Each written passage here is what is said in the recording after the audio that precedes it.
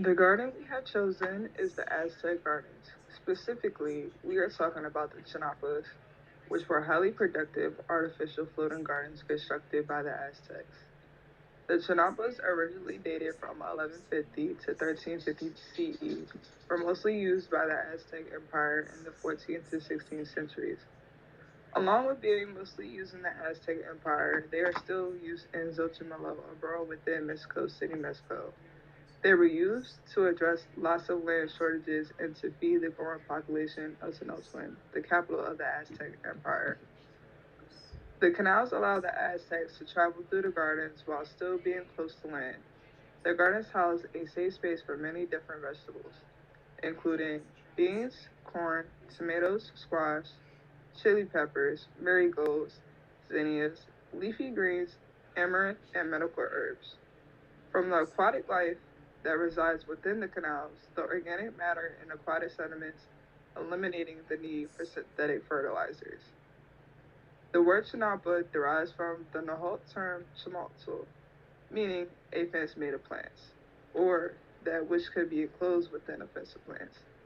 The process of building a chinampa began with locating a firm floor in a shallow lake. The laborers would drive wooden posts into the lake bottom. The designated construction area was usually rectangular with lengths ranging from 8 to 100 meters and widths from 2 to 25 meters. The Aztec people ruled a large empire in central and southern Mexico in the 15th and early 16th centuries. They spoke the language of Nahuatl. The name Aztec comes from Aztlan, which means white land, land of herons, or place of herons, which alludes to their origins in northwestern Mexico. The Aztecs were hunter gatherers on the northern Mexican plateau before they arrived in Mesoamerica in the 12th century. In the early 12th century, catastrophe befell the Toltec civilization and the Tula, which was the central Mexican capital. The Tula was attacked and destroyed with other important landmarks to the Toltec. The Toltec hunter gatherers joined forces with the Chichimec people who were under the leadership of Xolotl. Xolotl was the Aztec mythical dog god. This resulted in the redevelopment in the Valley of Mexico. They started to improve their agricultural skills and technology. Aztec agriculture featured the use of all available lands and advanced irrigational methods through swamplands that were also known as chimpas, which were floating gardens. Hi, my name is Julia Carroll, and today I will be talking about the accurate plant information regarding the Aztec gardens. Lots of plants are grown within the champayas, a specific Aztec garden we are looking at. First of all, chiles. Chilies are small, spicy peppers that are endemic to the region. They are a very popular plant to be grown. Next, tomatoes. Like chilies, tomatoes are a very popular plant to be grown through the Aztec gardens. They are a very vital and popular high-yield staple crop. Next, we are looking at chia. Chia is known as Salve hispanica. Chia seeds were extremely fertile, meaning they are capable of producing a new plant, and they are also rich in nutrients. Chia is used in foods, in medicine to relieve stomach issues and treat eye issues, and is also used in religious ceremonies. Additionally, chia means strength in Mayan. Next, we are looking at quilete, and it is another plant that is harvested, and it is considered a Mexican edible green. Usually, quilete is considered a nutrient-rich plant, and it comes from the word quiletil, which means edible herb. Next, we are looking at maize. Maize, also known as corn, is one of the most popular and staple crops of the Aztec Empire. Farmers would use a traditional digging style to plant this corn, and would use the Three Sisters method to plant corn and other plants like beans and squash to maximize nutrients and space. In addition to these plants, marigolds are also grown in the champayas. Marigolds, originally known as campascucho, are vibrant and popular crops in Mexico. They are mostly grown for the Day of the Dead and grow from 1 to 3 feet and thrive in sunny, moist environments. They act as natural pest control agents and are harvested in the fall.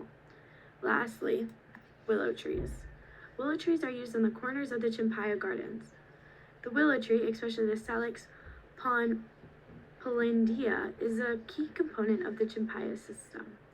These trees are native to Mexico and are known for their ability to grow in waterlogged conditions. The Aztec developed a unique farming system called chinampas, which are often described as floating gardens. These gardens were built in the shallow lakes of the Valley of Mexico, especially around Lake Texcoco near the Aztec capital of Tenochtitlan, which is now Mexico City. The Aztec create these gardens by layering mud, lake sediment, and decaying plants to form a rectangular plot of very fertile soil on the water. They also dug canals around the garden so water can flow through the system. This helped keep soil moist and made it easier for farmers to travel between the gardens by canoe. Willow trees were often planted around the edge to hold the soil in place to prevent erosion. Chinampas were extremely productive and allowed the Aztec to grow crops year round, sometimes producing several harvests in 1 year. Farmers commonly grew crops such as corns, beans, squash, tomato, and chili peppers. Hello, my name is Autumn Todd, and I will be covering axolotls and their connection to Aztec gardens. So first, we're going to get into what are they. And axolotls are aquatic salamanders that are native to the lakes and canals of central Mexico, more specifically the waterways in the Chinampa Gardens.